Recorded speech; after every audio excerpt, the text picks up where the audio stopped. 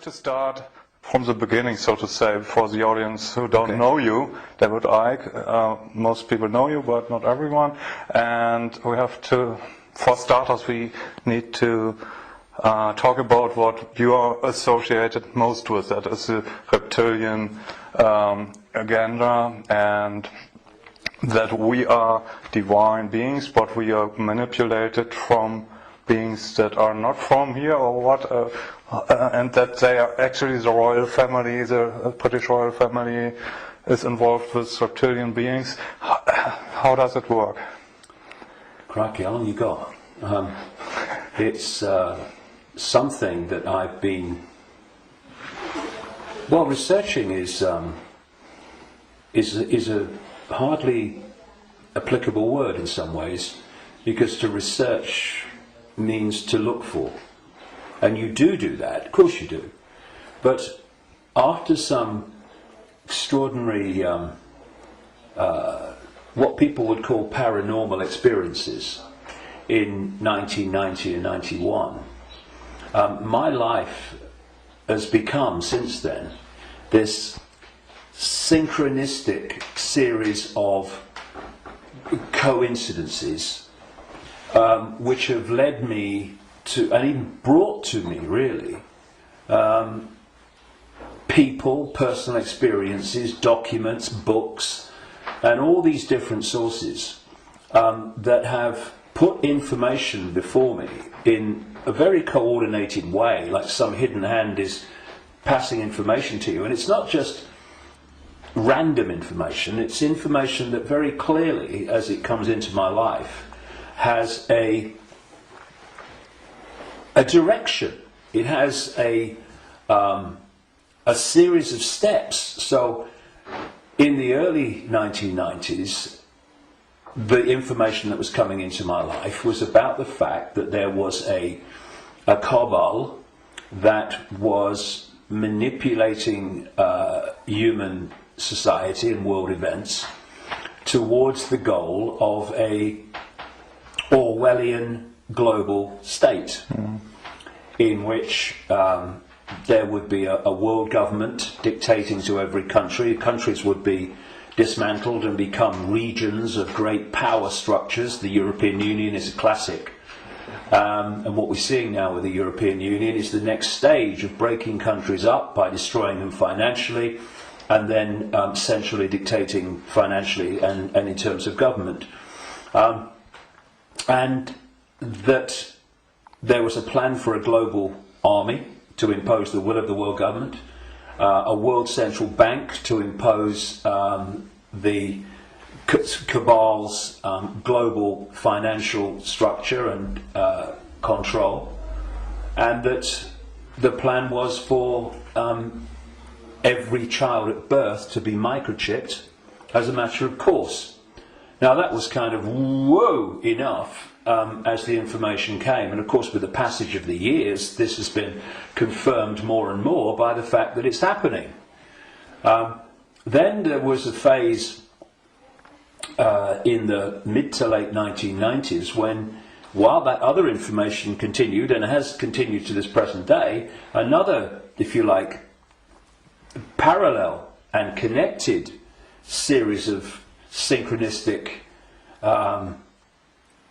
situations happened in my life which brought information to me, and this related to the fact that the network of families which go back to the ancient world that are behind this control system I've just described and its ambitions actually take a non-human form, a not just reptilian, though that seems to be the dominant one, but, and I moved on from that too and gone into other levels of it beyond that. But that there is a non-human force behind this attempt to lock down the world. And then from about 2002, 2003, right to the present day, all these continue. Once they come into my life, these different areas, they continue together. That's why I work 12, 15 hours a day, keeping up with it. But this third phase, from about 2000, 2003, was the most important. Because without this, you can't really understand the rest. and that was about the nature of reality, the illusory nature of what we call physical reality, the fact that solidity is delusional, and that we live in a holographic, illusory physical reality, which is only one level of many multi-levels of this reality, which operates on a waveform level, vibrational level, it operates on an electrical level, it operates on a digital level, and it operates on the holographic level, which we in the conscious mind perceive as the world. And to appreciate that when I look through my eyes, another illusion funnily enough, which is why when people have near-death experiences, they leave the body and they're looking down on the body with the eyes, but they're still seeing. So, I mean, the scale of illusion in our so-called physical experience is extraordinary. I mean, and we've not got to the bottom of it yet. But it is that when I look through my eyes, shall we say, that people think that they're seeing everything there is to see in the space that I'm looking at. No, they're not. They're seeing a tiny band of frequency called visible light, which is so tiny it is ludicrous. And the rest of what exists in this universe, and even mainstream science would say this, although it's Stone Age science I would suggest, but even it sees this, that the overwhelming vast majority of what exists in this universe, in energy, matter, mass, whatever you want to call it, its different forms, we cannot see. And therefore, we are living, if you like, in like a holographic television channel. So, all I'm seeing now as I look here is this tiny frequency range called visible light. Channel 1. Yeah, but all the other levels of reality also share the same space as the one that we're experiencing. And, you know, we've got digital television coming in now and all that stuff, but if you take the analog version of television, radio too, they are sharing the same space without interfering with each other, because they're on different frequencies, and thus interpenetrating this reality that we experience with the conscious mind are all the other realities where very, very different worlds are manifest, and with very different what we call laws of physics. And so it's from these frequencies that are very, very close to this one that we use the term with radio and television where interference takes place. And if you have two radio stations that are well away from each other in the frequency band, then they don't interfere with each other. One's not aware of the other one. But you get two frequencies that are close, and it might be dominated by one, but there's interference from the other. Why? Because the frequencies are very close. Well, these manipulating entities, forces, shall we say, operate from a frequency band that's very close to this one, but not this one. So we might not see them, but they might be here. Well, let's give an example. You'll see stories of UFOs appearing out of nowhere and disappearing into nowhere. You'll hear stories about people saying this entity appeared out of nowhere and disappeared into nowhere. Well, they haven't disappeared. And they haven't appeared out of nowhere. What they've done is they've entered the frequency band that we can decode, the visible light frequency band that I'm talking about, and when it enters that, we start decoding that information because it's now in our ability to do that. And as we start decoding it, bang, to the observer, it appears that it's just come out of nowhere. And then it leaves that frequency range, and to the observer, it's disappeared into nowhere. It hasn't. It's just left that band that we can decode, which is tiny. And so when you I find this particularly compelling when I go around different ancient beliefs and explanations of what's happening. And you find that although they're using different names, they're telling the same story. For instance, there was a group of people, or shall we say a belief system, which goes back hundreds of years and has become known as Gnostic. This was the belief system of people that ran the great library of Alexandria, with Hypatia, who was slaughtered by a mob inspired by the Roman Church, because that library carried information and knowledge that would have, as it circulated, demolished the Roman Church's version of everything. And it was challenging the Roman Church version of everything. And what's interesting is whenever you come across the Gnostics belief system expressing itself, you see it's followed by slaughter, suppression, and the destruction of that knowledge. So the Cathars in southern France were Gnostics in terms of their belief system. We'll go into what that belief system is in a second.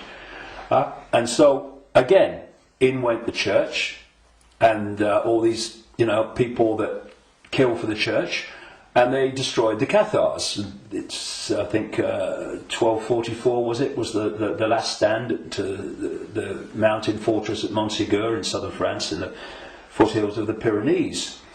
And again, it's not just we slaughter them, but we destroy their knowledge.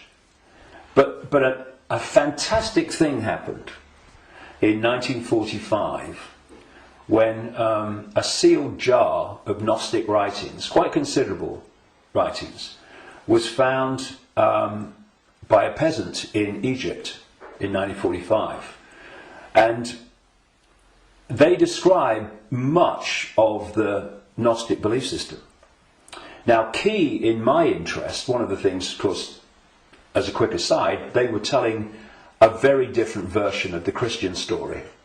And we might get into that because it's relevant. But the key thing for me was that around a fifth of these texts were about a phenomenon they called the Archons.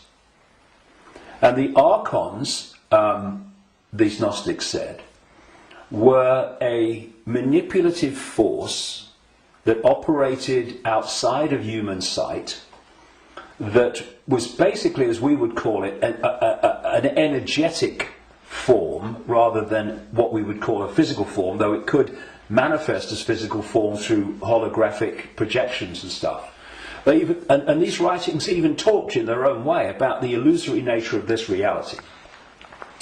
And they talked about the Archons were the, if you like, like cyborg, we would call it, troops of something they called the demiurge. And the demiurge is what Christians call the devil, and this negative force.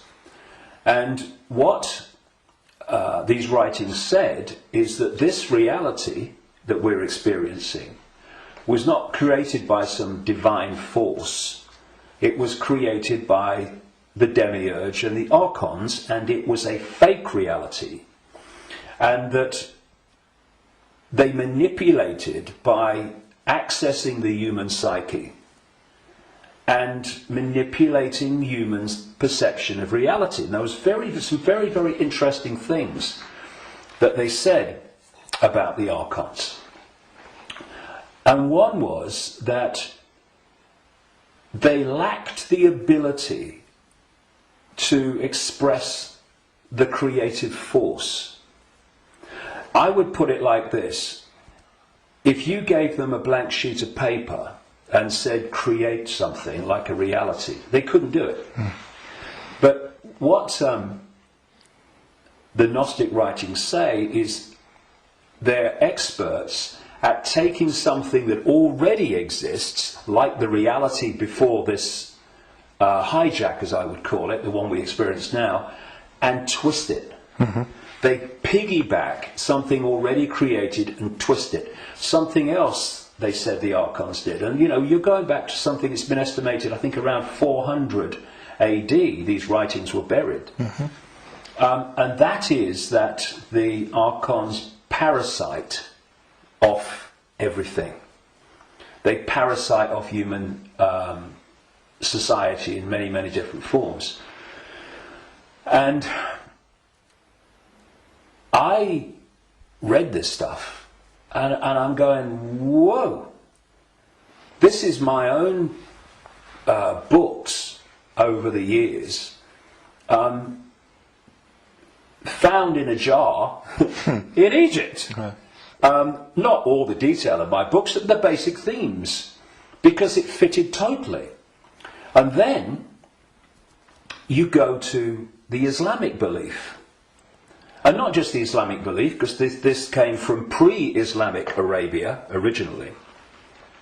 And that is the very considerable focus in Islam on energetic beings they call the jinn. And when you look at the jinn and you look at what the Gnostics said about the Archons, hallelujah, hello, they're the same thing.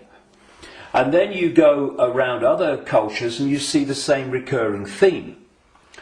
And so when you look then at human society,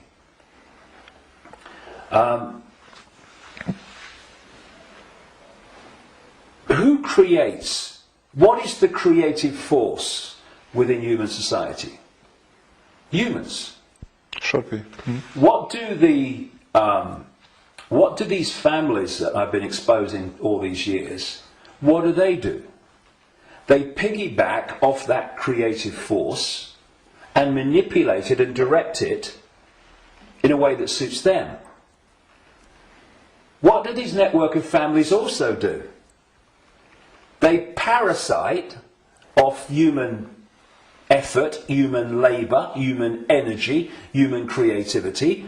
The banking system, I rest my case. What is the global banking system except a structure totally focused on parasiting the energy and off the efforts of the human population? What is taxation in the way that it is today? It is parasiting of human efforts and human creativity. So what I also found interesting is that the Archons are described as we would say, like cyborgs. They almost like, they're computer-like. And they serve this force they call the demiurge. Well, I've been talking about these reptilian entities that operate outside human sight but can come in, and the Archons can, but they can't stay for long because of the frequency difference. They can come in for a while, but it takes so much energy to stay in our reality because it's not their natural frequency band that they can't stay for long. And what they've done, just a quick aside before I continue that thing about the reptilians, what they've done is they have created a network of bloodline families going way back to the ancient world, which represent their interests with invisible light because they can't come here and stay for very long. So these families, where their outer human form, if you like, is operating within the frequency band of visible light, they are the Archon representatives within human society.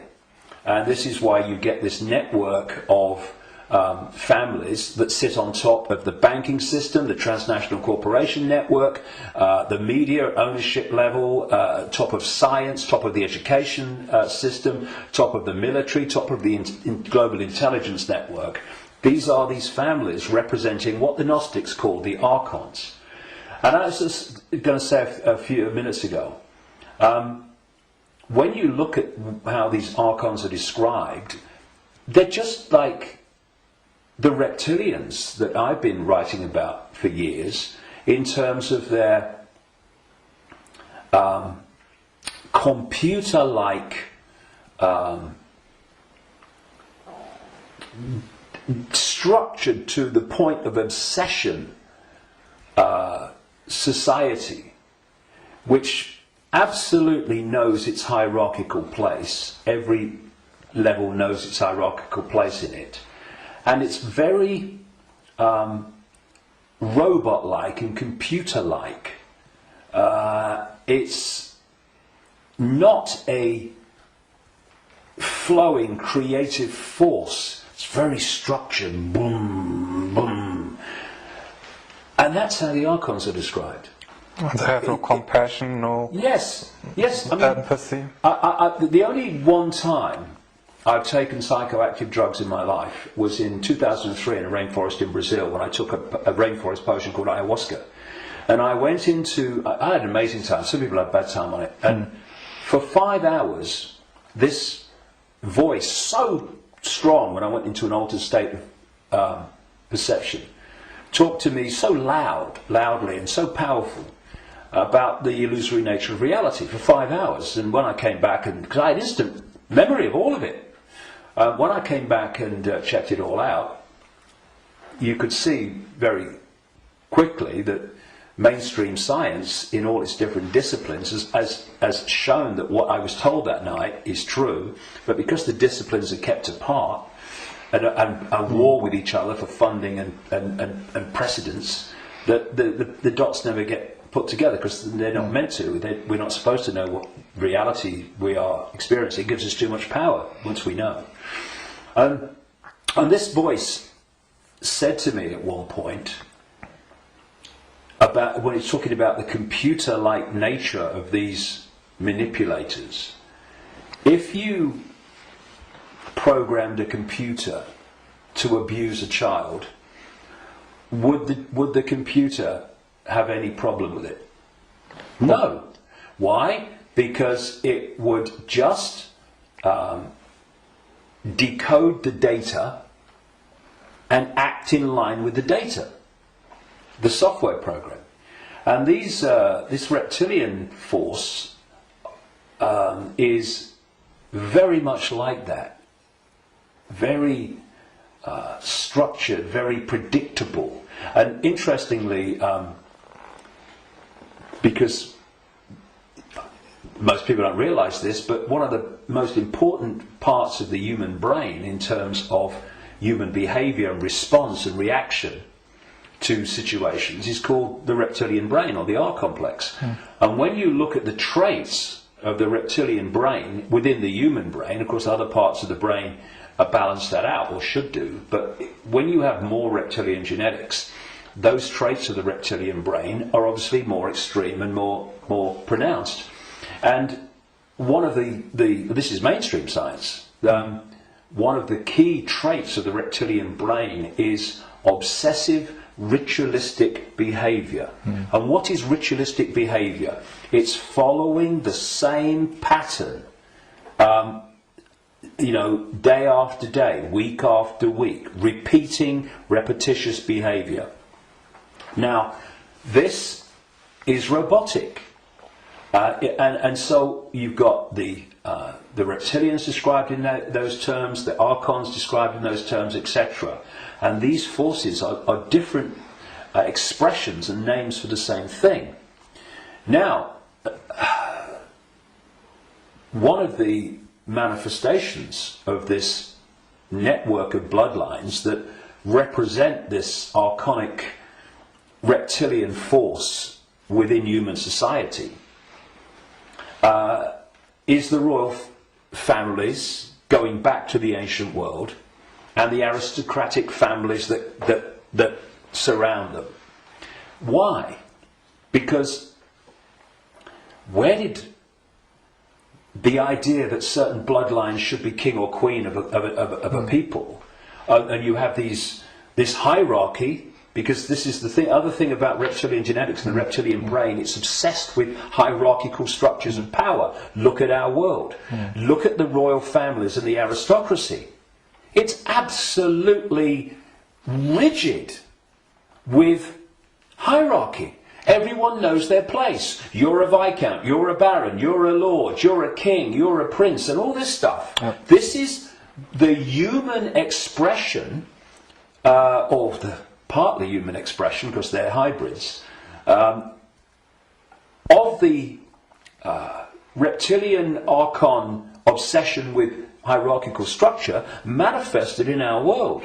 Because what they're doing is bringing that archonic reptilian reality into our world and making our world like theirs, more and more and more.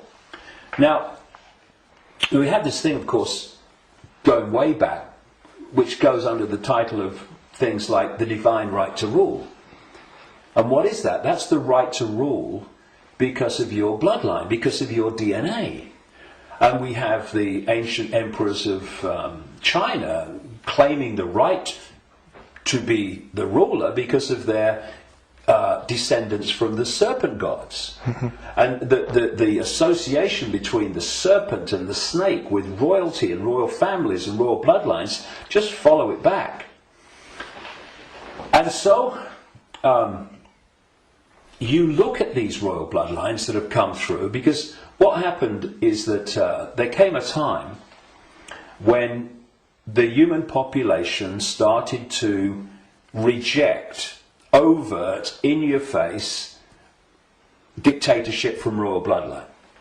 And that you had that move where this force, not entirely, not least in Britain, moved into what I call the dark suit professions of banking and business and all the rest of it, and politics, and have gone on manipulating from that point of view. But some of them survived, like the British royal family.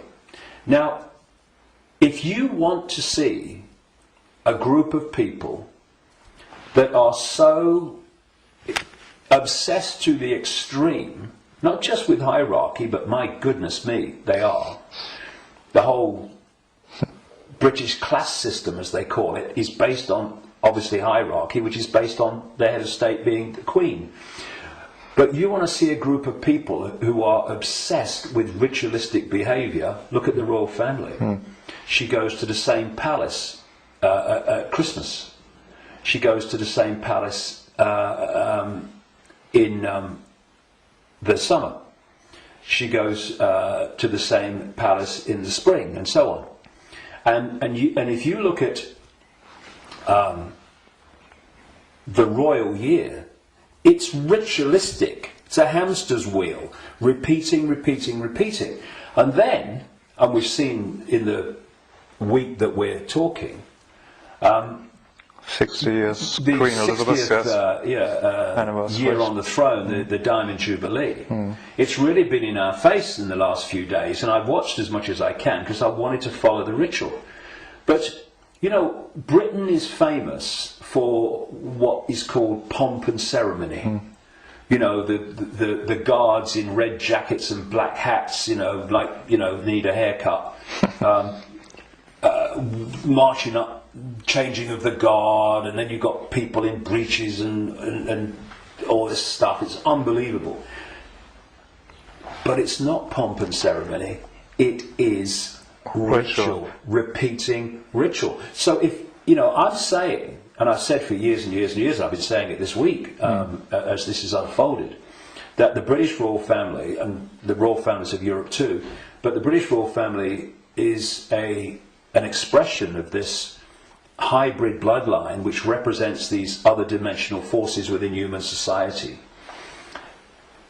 And I've described how these other dimensional forces operate, their mentality, how they structured. And you look at the British royal family alone, and it's absolutely a mirror of the very traits that the Gnostics, etc., have spoken of in terms of this archonic other dimensional force.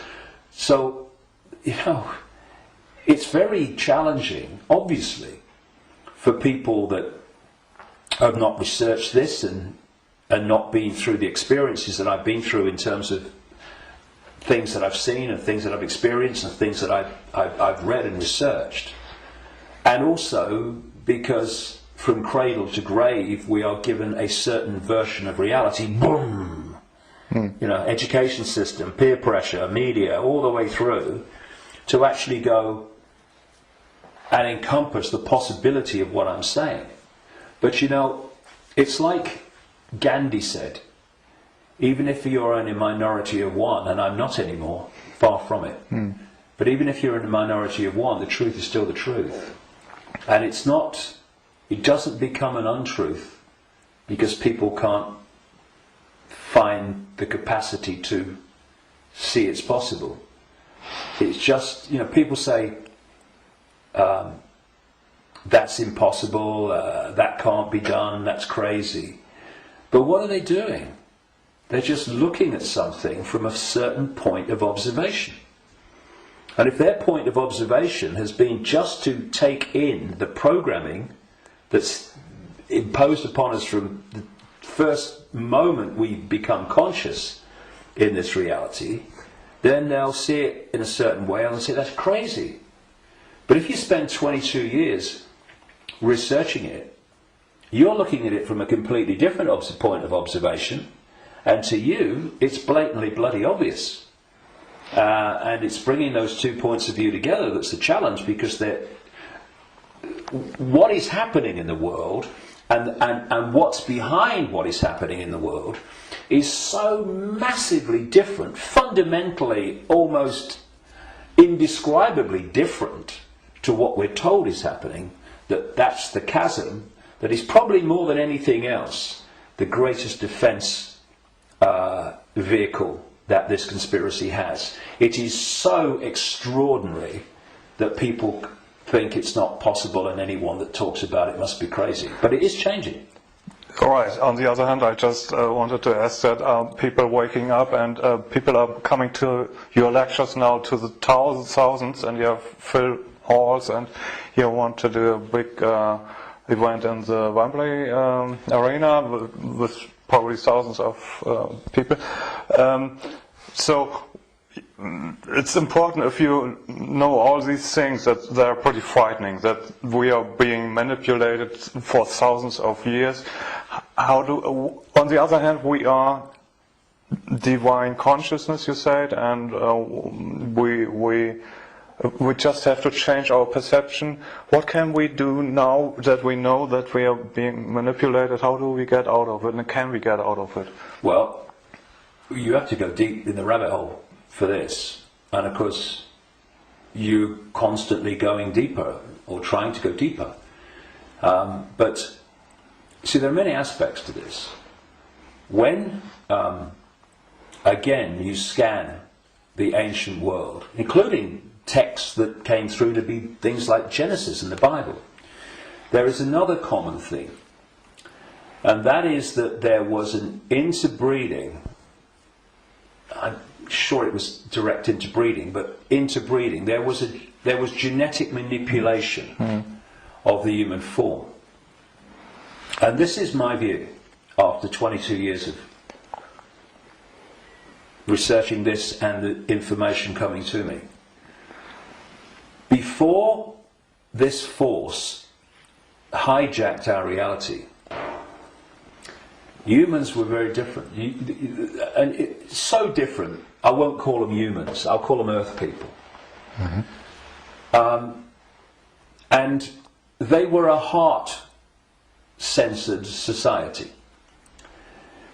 in the sense that, you know, we have this holographic body, and interpenetrating all the different levels of the human form, energetic and holographic, are vortexes that have become known as chakras, wheels of light, as they call them in Asia.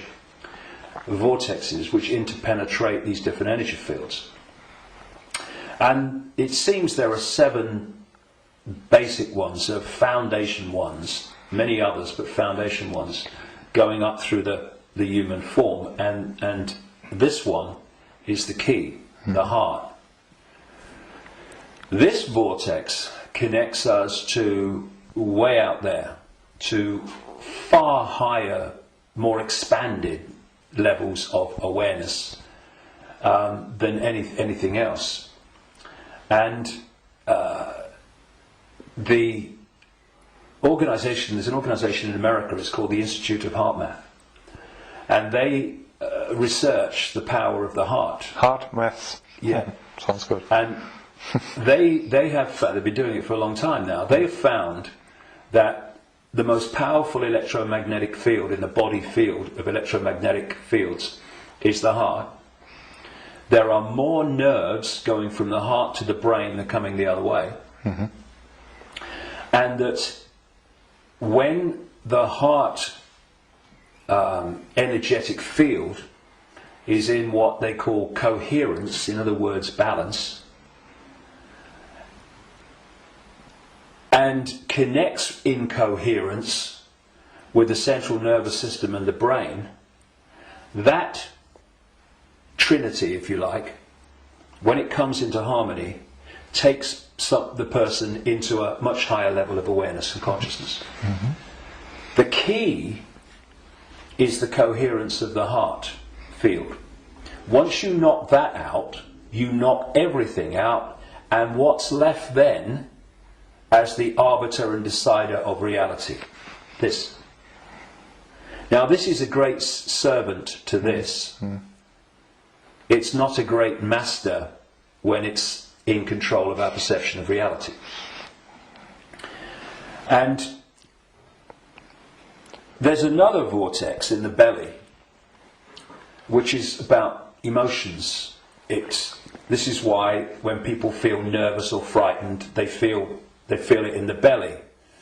And you know, they need to go to the toilet. It's because the imbalance caused by the fear and nervousness in the chakra, the vortex linked to emotions, is affecting the balance or imbalancing in the same way the intestinal system and what have you.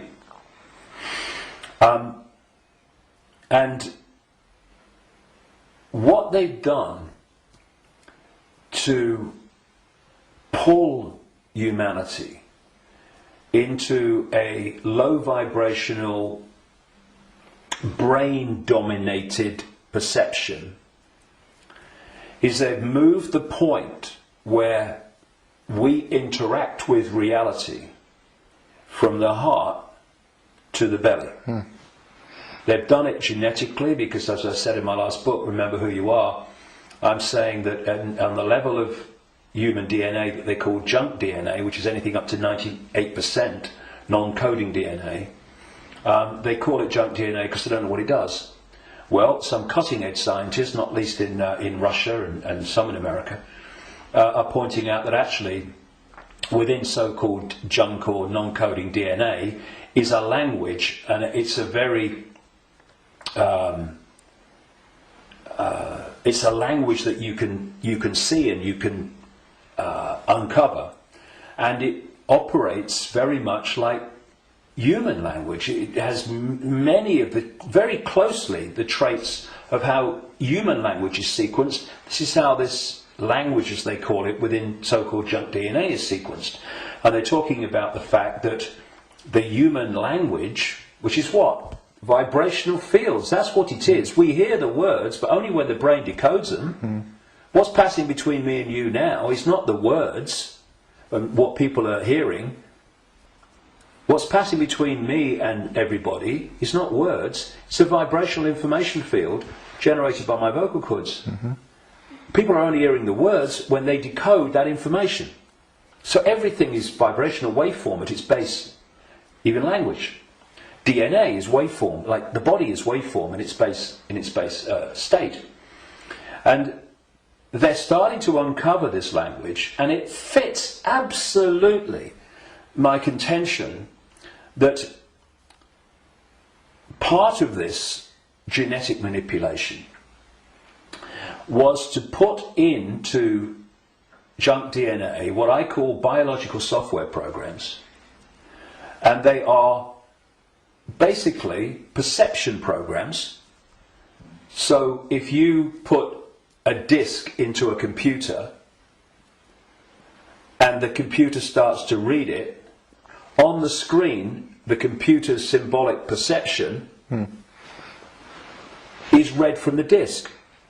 well, what if we had biological software programs running through from junk DNA, this language they're finding, and we were reading them into a perception of reality? The other key side of this is that there are emotional biological software programs in there that are running all the time. And when you are reading those, then you are in the belly, because they're low vibrational software programs in terms of emotions, because they're all about fear and all the subdivisions of fear, like anxiety and frustration and depression and guilt, all these expressions, different expressions of fear. And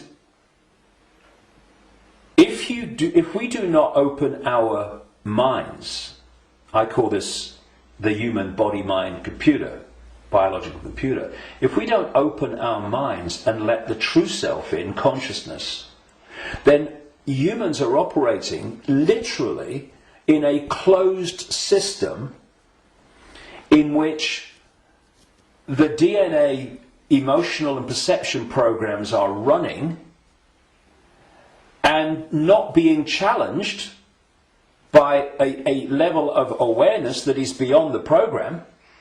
So basically, people talk about the blind leading the blind. What humans are is the program leading the program.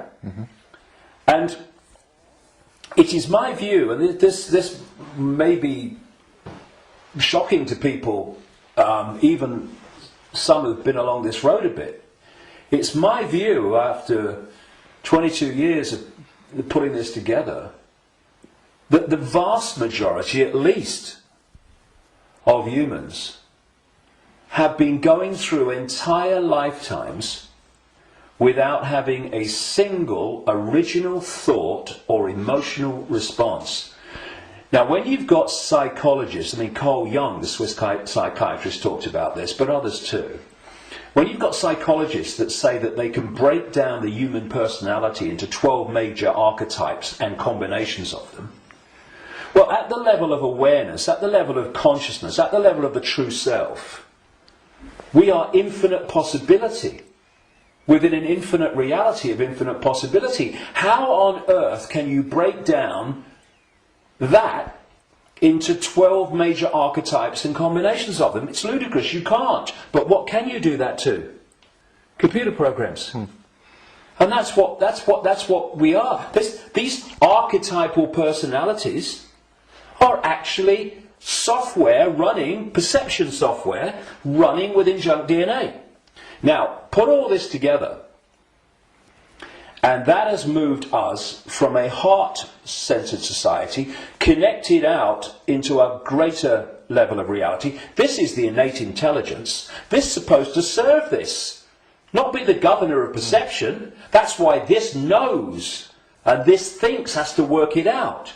People don't go, my intuition thinks. No, my intuition, and we do this, don't we? My intuition just knows, because instinctively on a subconscious level, we're going to that point of true knowledge, true awareness, not beyond knowledge, this is knowledge awareness. But what's happened is our point of interacting has gone from the heart-centered society, and if you're coming from this, and this innate awareness, this innate knowing, this innate understanding that everything is connected to everything else, then you manifest from that a completely different society to the one that we have. What's the one that we have? They've moved it into the belly. Humans now, gold. I've got a cough. It's not the cough that carries you off, it's the coughing that carries you off it. Now, they've moved it into a belly society. Where does human response come from, overwhelmingly, to events that we face? The emotions. It's an emotional response. It's an emotional reaction. It's not a heart reaction, overwhelmingly, though of course it does happen. It's an emotional reaction. You know, this mass manipulation technique that I called a long time ago problem, reaction, solution, where they create the problem covertly, tell the people through an unquestioning mainstream media the version of the problem they want people to believe, and then they get the reaction from the people, do something, something must be done, and then they who have covertly created the problem got that reaction, do something, then at stage 3 openly offer the solution to the problems that they have created, which gives them the excuse to change society and advance the agenda that they're following. Now, it's not problem, go into the heart, look at it from the innate intelligence of the heart. It's not even problem, have a think about it, do a bit of research, see what you think. It's problem, reaction, solution. It's the manipulation of an emotional response, an emotional reaction. And what they're doing all the time is manipulating an emotional response to get support or to justify what they're doing. So, for instance, they'll tell you that Gaddafi was killing his own people and what have you, because they're looking for an emotional response. Oh no, we've got to stop him killing his own people. What they don't tell you, of course, is that the rebels were actually put in there, funded and armed by the NATO alliance to cause the problem. And then when Gaddafi's troops start reacting to what they're doing, shooting back at being shot at, then suddenly, oh, look, Gaddafi's killing his own people. Reaction, oh yeah, we've got to stop it. So this is happening all the time. You know, 9/11, ooh, that was, look at 9/11. And those horrific pictures and the towers coming down.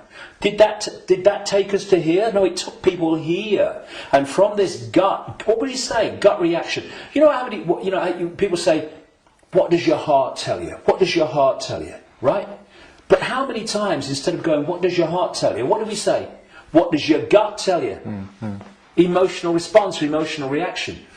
And so what they've done is moved us, not all of us, not everybody, but, the vast majority, they've moved them from the heart, high vibration, which they can't touch. Yeah. If we're in the heart, we're untouchable. It's like Radio 1 trying to impact on Radio 2. Can't be done. They're terrified of us going into the heart because it's over. So they move us into their stadium vibrationally. Because not only do they manipulate human response through emotion, they feed off human low vibrational emotional energy. They've turned us into their energy source, because they're an energetic source basically at their core. Well, we all are, but they're much more energetic than we are, because we're much more aware of the holographic, the so-called physical. And so when we eat food, we think we're eating physical food. There is no physical. We're eating holographic food. But the foundation of that food, which we decode into some kind of illusory solidity, is actually a waveform information field. All that these entities do is they feed, they get their energy source, not from a sandwich and a cup of tea, but directly, energetically. They absorb energy in its waveform. And so when we generate low vibrational human emotion, that emotion is resonating within the frequency. That's why we can't see it. We can feel emotion, but we can't see it. Because it's vibrating within another frequency band beyond visible light. And that's the frequency band that these Archons, Reptilians, overwhelmingly operate in. So every time we generate fear and all its offshoots, we're feeding them energetically. So you get a war, a 9/11, a global war, and it's you get an economic crisis where parents now in Greece are giving their children away or selling their children because they can't afford to feed them. Can you imagine in that one incident with one set of parents how much is generated here emotionally from the horrific? I can't even think about it. Imagine what it must be like. And that's just two parents. You get that operating. Look at the world. Look at the world every day. All over the world, in all its different expressions, how emotional energy is being generated and produced by the circumstances that society has been structured to create. It's an orgy of energetic vampiring. And so, when Morpheus in the Matrix held up a battery and said, the Matrix is a computer-generated dream world made to turn humans into one of these, that is a profound truth. Because that's what we've become. Not so much batteries, though that was a good symbol, but actually generators, power stations, generating this energy. So we have this situation, if we bring these strands together at this point, in my contention, that these perception programs are running through junk DNA, and the emotional software programs, biological software programs, are running through non-coding junk DNA.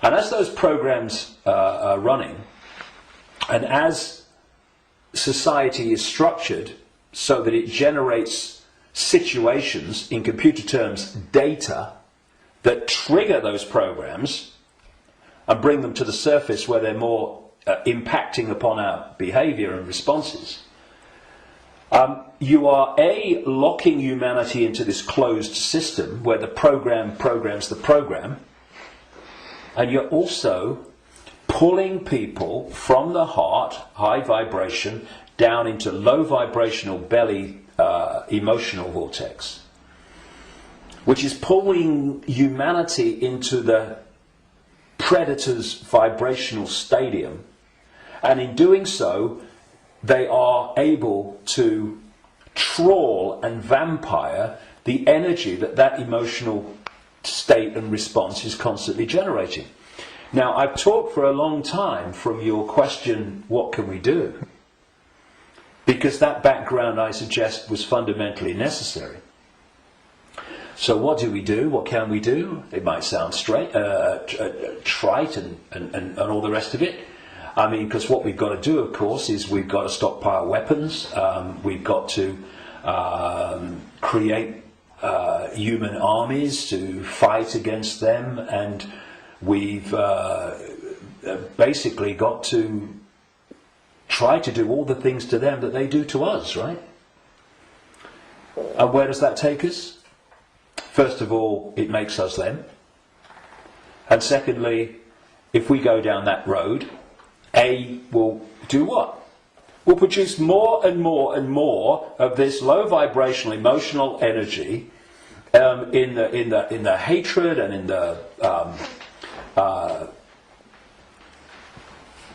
the anger that we produce. And we will also, if we go down that road, we will have symbolically weapons that manifest as a pop gun against state-of-the-art weaponry. So, although it's very macho and very, we've got to fight. I love Tony Blair once. He said, we've got to fight for peace. Sorry, can I just have some time to work that out in a darkened room, please? And it is something that, when you look at it, is very good for the macho, we've got to fight him. But as a strategy of bringing this down, is doomed to failure and disaster, because it's playing the game they want us to play. And if you're in that macho mode, and you think the whole spiritual side of things and stuff like that is namby-pamby, airy-fairy and a bit, soft, then what I'm going to say will make no sense. But if we are going to bring an end to something that has been created and perpetuated by something happening, then we can fight that something, or we can remove that something. And if you've got your finger in, a boiling pan of water, well, you can turn the gas off, or you can literally take your finger out. In other words, instead of finding a solution to the problem, turning the gas off, not really a solution, your finger's still in there, you remove the cause of the problem. The cause of your problem burning in the water is because your finger's in the frickin' water. So remove it. Done.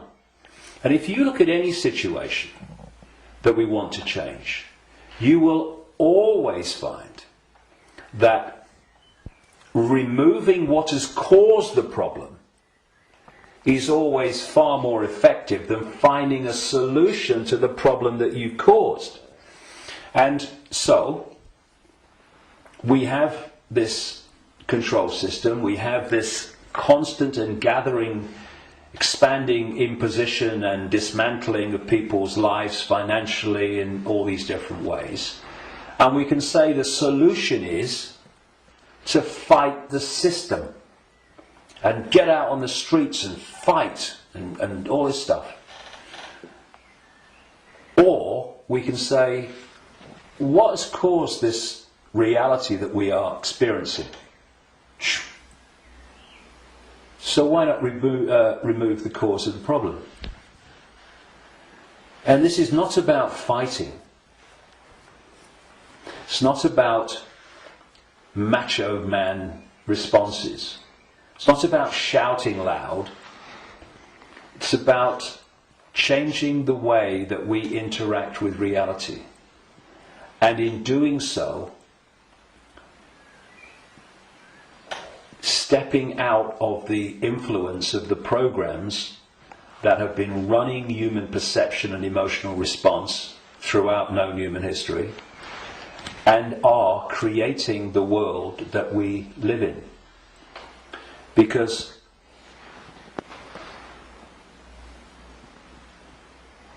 if I go back to what the Gnostics said about the Archons, they have no creative energy. They can't make things happen. But we can. We can, yes. Which is bringing us to an interesting point. We can manifest. What this manipulative force has done has programmed humans to use that gift of manifestation to manifest what they want.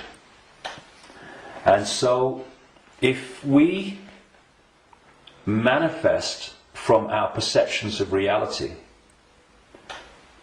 then manipulate their perception of reality, and they'll manifest what you've manipulated them to perceive as reality. So, I see people challenging war and conflict when their own lives are full of conflict.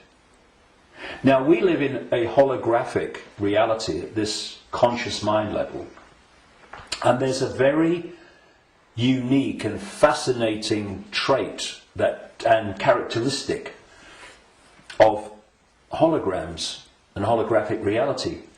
Every part of the whole is a smaller version of the whole.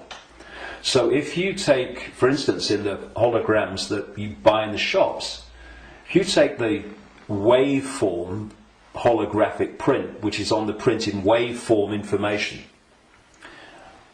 and you cut it in four, and you fire the laser which reads that information in effect and brings the three-dimensional holographic image projecting from the waveform information on the photographic print. If you cut that into 4 and put a laser to each 4 pieces, you will not get a quarter of the whole picture. You'll get 4 quarter-size versions of the whole picture. And this is why, or explains why alternative forms of healing, like reflexology and acupuncture and others, can find points on the ear and the feet and the hands and all different parts of the body that relate to the body as a whole. Thus, reflexologists can work on a part of the foot and impact upon the heart or the liver, depending on where they're doing it. And I've known and talked to reflexologists and people like that over the years, and they know it works, but they're not sure why it works or why there are points on the foot and the ear and everything that relate and impact upon the body as a whole. Well, it's simple when you realize that this reality is holographic, because every part of the whole is a smaller version of the whole. The body is a holographic manifestation, it's a hologram. Thus, every part of the body must be a smaller version of the whole. And that's why all over the body, in all the different parts, you can find points that relate to the whole body. In the same way, if we have conflict in our own lives on a so-called individual level, and this is going on all over the world in all these different societies, I mean, and it is, then that's a smaller version of the whole. And a hologram moves both ways. When the whole hologram shifts, all the parts of the hologram shift, because they're expressions of each other. You shift or affect the smaller part of the hologram, and in this case it's lots of people, billions of people with conflict in their lives and all that stuff, and that's going to impact on the hologram as a whole, i.e. human society. And you're going to have collective conflict. If we want to put the fire out of the whole, what we call human society and global experience, then we have to put the fire out in our own lives, because we are fueling the fire. We are creating the fire. This is why they want conflict and disruption at all levels of society, because they know that they're constantly impacting upon each other. We have conflict in our own lives. Collectively, we are manifesting collective conflict. You have collective conflict like bombing Libya and Iraq and what have you, and the global conflicts. Those collective conflicts then impact on the individual that reacts to them with a lot more emotional, belly-based emotional response. So everything is connected to everything else. Everything's impacting on everything else. Now, those behind this manipulation of human society, they know that. And they have been playing humans like a violin for so long. And this is why, not the only reason, but this is why they created human religions in this part of why, because there were many whys for that, and why they created human science, which is, I call it Stone Age science. It's song sheet science. It's not science. It's just a bogus explanation for reality, so we don't see the real one. This is why the nature of reality is hardly, if any time, discussed in schools or education in general. And you know, I travel around the world. I've been to 50-odd countries, many of them many times. I've seen the streams of television channels, not least places like America. You're going through the zapper button, and there's channels after channels after channels. I have never seen one that was asking the question with an open mind, Who are we? Where are we? What is reality? Now that is ludicrous. I mean, we have a situation where probably the vast majority of people go through a lifetime, until they come to the end of their lives and they're thinking, where do you go? Who don't even think about, who am I? You say to them, who are you? Oh, I'm Charlie Jones. I drive a bus. And they'll tell you your family history, they'll tell you their life history and all that stuff. That's not them, that's their experience. And human self-identity identifies who we are, self, with our experience, with our name, with our job. Who are you? I'm a banker. No, that's your experience, it's not who you are. And so when you lose touch with who you are, and you lose connection to the true self beyond the program, then what's left is for the program to run and dominate our sense of reality. Our sense of reality becomes our point of observation by which we judge everything, and the emotional reaction from which our judgment and response to events comes. And it's a closed, ever repeating cycle. And unless we break it, then this will go on. And we break it by moving our point of attention, the point at which we interact with the world, from there to here. And I had some amazing experiences in Peru in 1991. Amazing experiences which changed my life and all the rest of it. And I went back to Peru with a group of people from all over the world in April 2012. And we went around Peru, and we went to Machu Picchu and this place where I had my amazing paranormal, extraordinary experience in 1991 called Siyustani, near a place called Puno, and Lake Titicaca, the highest Nabucco lake in the world. And this group, all of us, were going around these places, and what these places were heart places. Mm-hmm. When you went there, you interacted with them from here. And the behaviour of the group and the demeanour of the group was laughter and joy and happiness. Then there was one day, and this really, I've been aware of all this for a long time, but you know what it's like. Sometimes you have an experience and it goes bang in your face. And there was one day towards the end of the trip where we went to a place called Tiwanaku, just over the border in Bolivia. It's an ancient site, very famous ancient site if you look at the history and accounts of South America.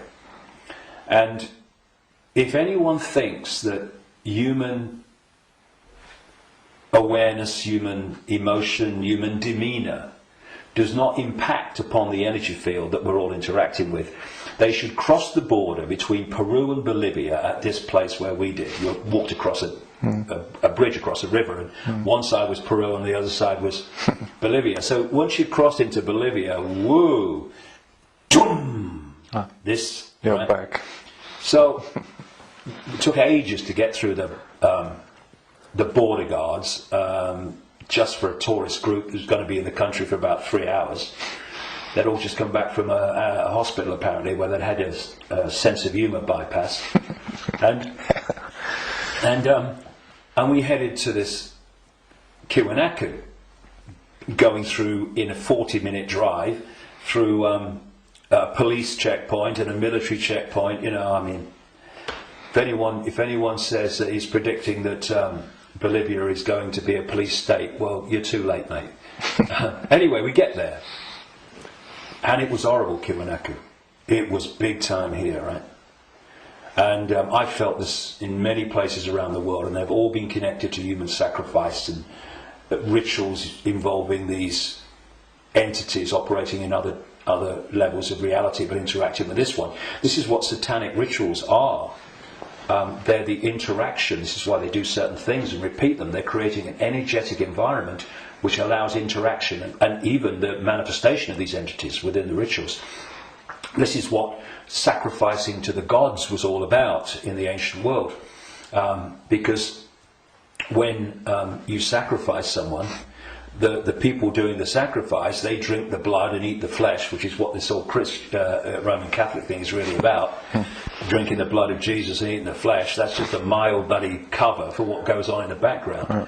But on the other levels of reality, while this is going on, these entities, perceived as the gods, are feeding off the terror of the victim. Right?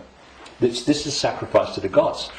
Anyway, we get to Kiwanaku, and it was that kind of energy. Ooh. But what I noticed was the demeanour of the group changed. People weren't happy. They were not in a good space. And there was this lovely guy, Mark, a lovely Irish guy. And the change in the behaviour of the group was so pronounced that on the way back, which we got back into Peru, where everyone started getting a bit happy again, I asked people if they wanted to go on the microphone on the bus and explain, their experience. And Mark said, and Mark was a lovely, lovely guy, all laughing and dancing and all the rest of it, all the way through Peru.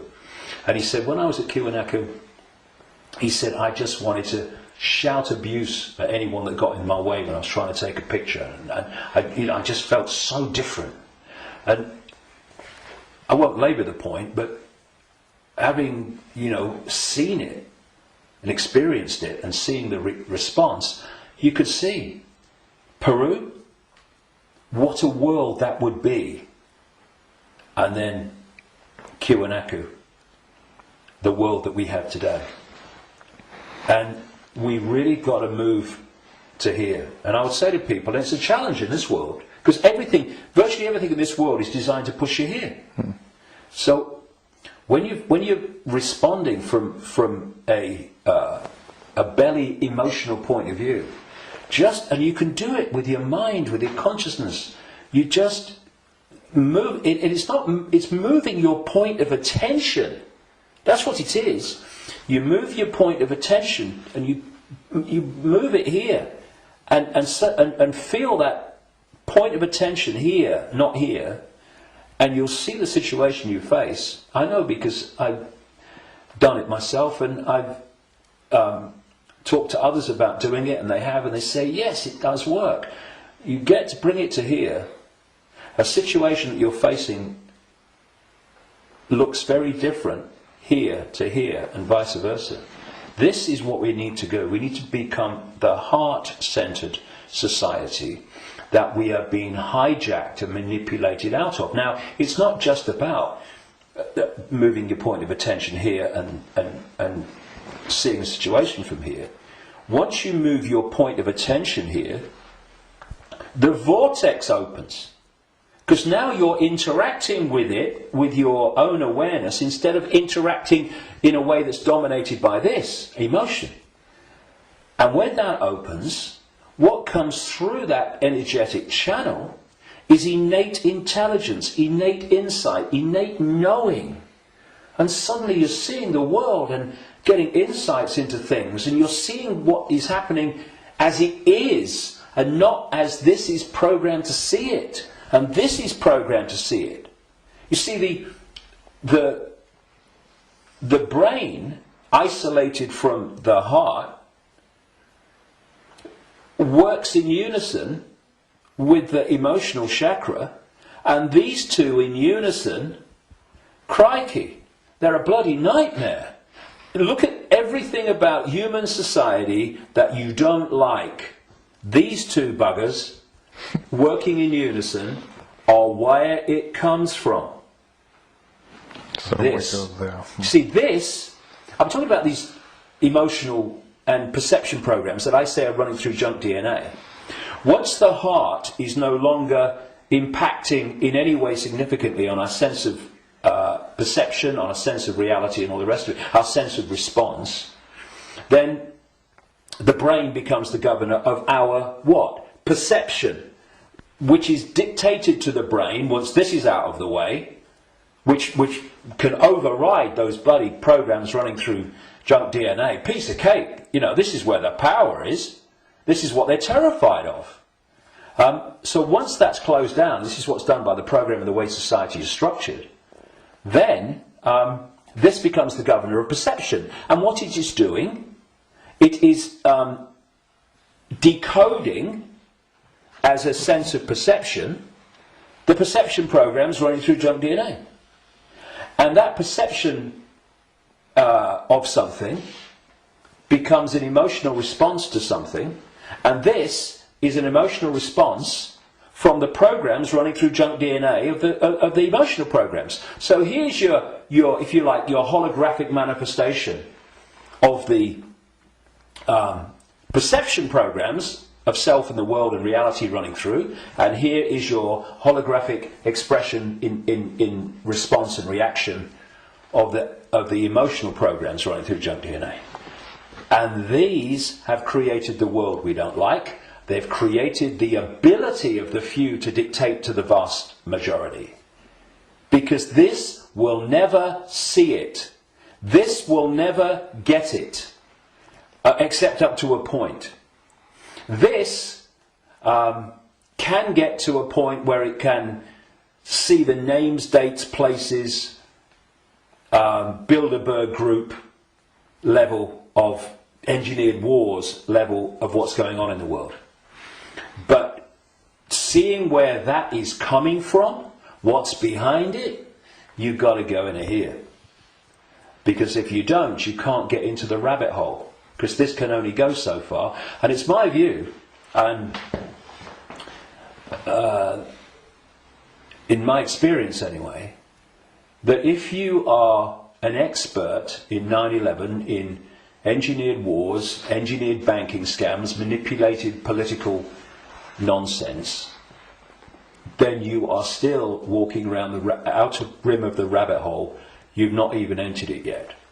Because it's still the movie. This holographic reality is like a holographic movie, and when a movie has hit the screen, that's it, it's a done deal. You've got to change the movie now. And that's what this world is, this holographic world. Because what the human body computer is doing is taking vibrational waveform information, which is what the five senses do.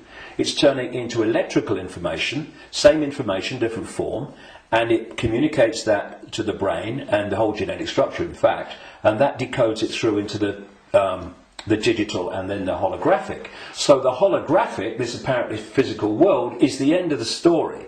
That, in movie terms, is the movie hitting the screen. You ain't going to change it. You won't stand up in front of a movie screen and start shouting at the screen and telling the movie to change, will it? You'll go, people will go, you're mad, mate, you're mad. If you want to change the movie, you've got to change the reel. It's being projected from back here. But that's what we're doing. You know, so many ways that people respond to this conspiracy when they meet it at some level. It's, we must get out in the streets and protest. Well, I'm not saying don't. But that's still trying to change the movie when the movie's hit the screen. If you come back and go deeper in the rabbit hole, and you understand where this movie's being projected from, which is from other frequency bands of reality through the Illuminati families and the Illuminati structure within visible light human society to become the movie we call human society, then you can go back to the point it's coming from, and therefore you can change what's coming. You can change the movie. And that's what we need to do. And to do that, you know, those that... And I'm not knocking the five-sense level of the conspiracy and communicating it, 9/11, manipulating. I'm doing it every day on my website. Books are full of it. We need to know that. But if we only do that, then basically we are seeing the outcome. We are not seeing the origin. And you cannot change an outcome without changing the origin. And so when I look at so much conspiracy research, good luck to them. You know, everybody that comes and does this, hallelujah to you. good on you. But there comes a point where we know how the system works in the holographic world. I mean, what's left? Finding out what size shoes Henry Kissinger takes. Yes, on a daily basis as it unfolds, we need to, keep with it. But, okay. But are we going to become recorders of our own enslavement? Oh, see, I told you they'd do this next. Look, they're doing it. If we do that, we've moved from not knowing that the prison's being built around us to seeing the prison being built around us. But there's a common theme between the two of them. The prison's being built around us. And that's fine if people want to do that only. I'm not saying don't do it, but to do it only and ignore where it's coming from, therefore the solution or the removing the cause of the problem. The people who only do that will record and record and record and record their own gathering enslavement and the enslavement of humanity until we wake up. Would you come with me, sir? I ain't waiting for that. We need to change where it's coming from. And for that, there are some major challenges for those in the conspiracy research arena who are dominated by a sense of patriotism and dominated by a sense of a religion. Because patriotism, in the sense of, I'm not saying don't, love your country and love your culture, nothing like that. But patriotism, in the sense of self-identity, I am an American, I am an American patriot. No! That is your experience. What you are is infinite awareness. All that is, has been, and never can be. All possibility. Having that experience. And I'm a Christian. No, you're not. That's the belief system you have chosen to take on as your persona. But it's an experience of being a Christian. It is not who you are. And if you self-identify with being a Christian or being a Jew or being a Muslim or being a Hindu, again you are in a self-identity which is self-identifying with something that's not you. And also, and this is in terms of getting to the origin, it means that you are not going to go, I've come across this all the time, me. I mean, I'm the guy that people in mainstream society, they see conspiracy researchers of the five sense nature as extreme and crazy. A lot of them see me as extreme and crazy. Because if you think that all you need to know about life and reality is between the covers of two covers of a book, written by who knows when, in who knows what circumstances, the Quran and the Bible and all the rest of it, then and what that tells you are and reality is and how it all works, you ain't even gonna begin to go down the rabbit hole into the areas that we need to understand. Because if you do, you immediately realise that your religion is part of the conspiracy. I talked earlier about the Archons and this demiurge that this like devil figure, as Christians would call it,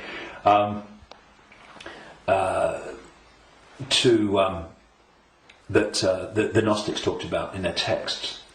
Well, that demiurge and those Archons, those jinn and whatever you want to call it, those reptilians and all the different facets, They are the force that the major religions worship as God. Yeah. It is the Islamic God, it is the Christian God. Well, I'm being controversial now, aren't I? I have been known to. I don't care. I want the truth, not the popularity contest victory. It's the God of Islam. It's the God of Christianity. It's the God of Judaism. Yahweh. Oh, that's the demiurge. That's this fake creator, manipulator of creation that the Gnostics talked about. So we got this situation. Please tell me it's not true. I'm afraid it is. But it doesn't have to be. We just change it. And it's gone. But where this unseen network that the Gnostics talked about, all these people talk about, have created this conspiracy, this network of human manipulation of politics and business and banking and all the rest of it. And some people, increasingly large numbers of people, fantastic, have started to see that and challenge it and try to expose it. But at the same time, they are welded to religions that are worshipping the very force that created what they're trying to expose. And I suggest what we need is, yes, to move here, to open this and let consciousness in, but we also need a blank sheet of paper. A blank sheet of paper that says, okay, all preconceived ideas over here. All preconceived beliefs and perceptions of reality over here. Now, from this point, what goes on that sheet of paper in terms of my perception of reality comes from information, comes from innate knowing, does it feel right, and comes from it standing up on the basis of credible information and intuitive knowing. Now, some of these preconceived beliefs, they might be able to be put back. Mm-hmm. Maybe, I don't think many will. I don't think any will, really, but they can be. But they're not there on the sheet of paper dictating reality by reflex action. David Icke, he talks about shape-shifting reptilians. He's mad. It's not possible. No, you do not believe it's possible, and thus you are dismissing what is absolutely explainable, not because you've researched it, not because you've even looked at it, but because that program, which is dictating your sense of reality, cannot encompass it. Thus, people say to me, and have said to many people in this arena, when the actions of these families have been exposed, they'd never do that. No, mate, you would never do that. They would and are every day. It's this, and then you say, well, how much? I've said this to television interviews in the mainstream, but they're like, loads of rubbish. And I say, well, I've been to 55 countries, many of them many times. I've researched this full time for 22 years. How much research have you done on this subject? Zilch. But it's different, it's outside of their perception of possibility, so it's dismissed. And this blank sheet of paper lets anything in so long as it justifies its place on the paper. And when you do that with an open mind, you don't say, I'm a Christian, so I don't criticise Christianity. You go, I'm going to look at Christianity and what I've believed up to this point from a detached perspective and see if it stands up. I know a guy in America who set out many decades now. He was a real avid Christian, And he set out to prove the Christian story was true. Jesus existed and all this stuff. And very soon after this, as he started, I'm going to show it. Of course, what he realised very quickly is the evidence is all the other way, and he became a conspiracy researcher. Because then he's going, well, nothing of it. If I've been duped on this, what else am I being duped on? And then the dominoes start to fall, and you start to see the greater conspiracy. But he had an open mind enough to see that when the information was going in a certain direction, he was willing to go with it. But a lot of people that are welded to religions, they don't want to look at the information. And you can be a religious believer, and you can go to the 5 sense level of the conspiracy, because you can say it's Satan and Jesus is coming, and it's Armageddon, and it's the end times and all that stuff. You can do all that from a Christian perspective, but you ain't going to get in the rabbit hole. To do that, all those belief systems have to go, because they're there to censor the true self. Okay, thank you, David. It's amazing, and a lot of information, and a lot to think about. But the important thing is not to think, but to know, to feel, and we all have the ability and the what humans have. We can change it because we can create, which the others can't. Yeah, so they create through us, and the difference is, and the way to turn this around is to, instead of having our sense of reality manifest as our experienced reality by external forces manipulating our sense of reality, which becomes our experienced reality, we get rid of that influence, and our unique perception of reality becomes our unique experience of reality. Do you think we've got a world worth living in then? Do you think 2012 is a year that a lot of people say then there will be a major change? Do you think that's happening? Well, I've not gone along with that in the way that it's just been described in many ways.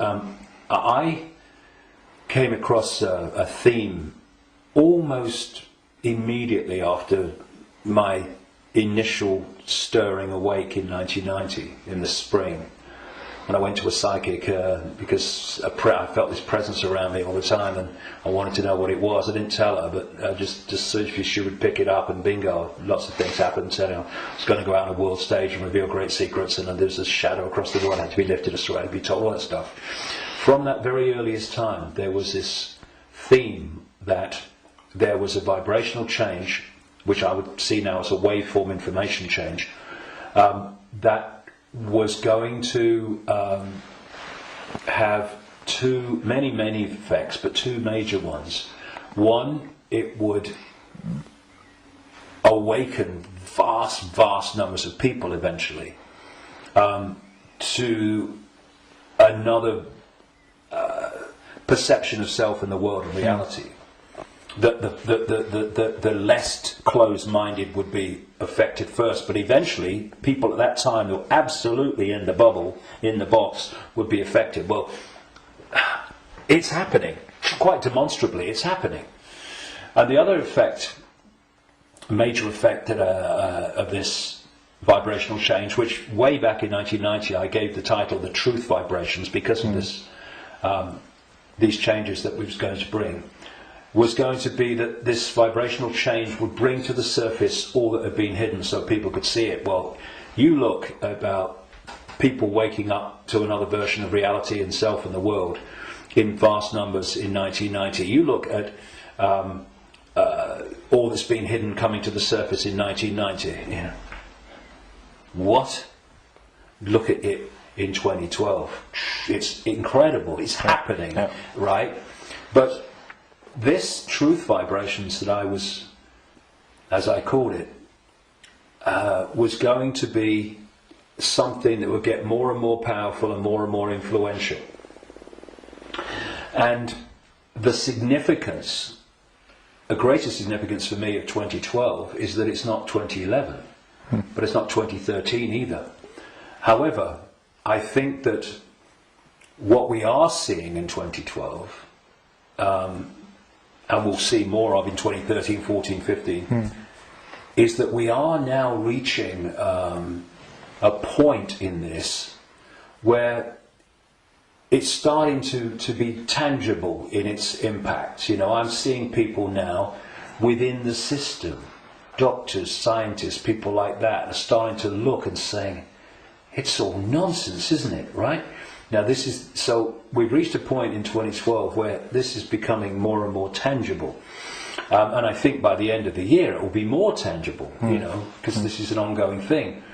And the focus on 2012 in a positive way about, you know, this is going to be the Great Awakening. And I don't think it's going to be the Great Awakening in 1 year, but that focus on it, people are focusing on the fact of awakening, and that's bound to impact upon people opening their minds. The negative part about it, of course, is this stuff about the end of the world and all that stuff, which brings, where does that take you? It takes you here. So I think that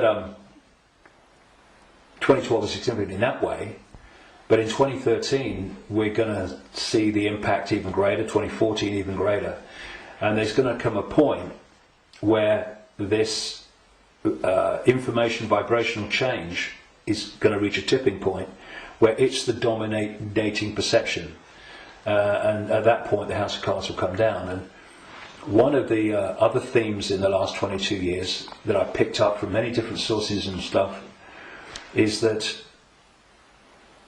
just when the control system appears to hold all the aces and has got everything in place, it's going to come down so fast it's going to be shocking.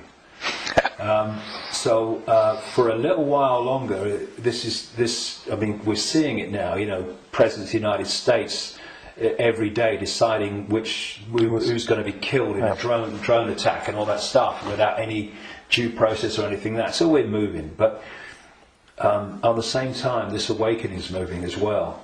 And, you know, the president and the control system and their agenda and their unfolding Orwellian state, although it's not called that, the facets of it as they unfold are all over the television news and they're in all the newspapers. So people can get the impression, understandably, that that's all going on. Oh my goodness me, look at this.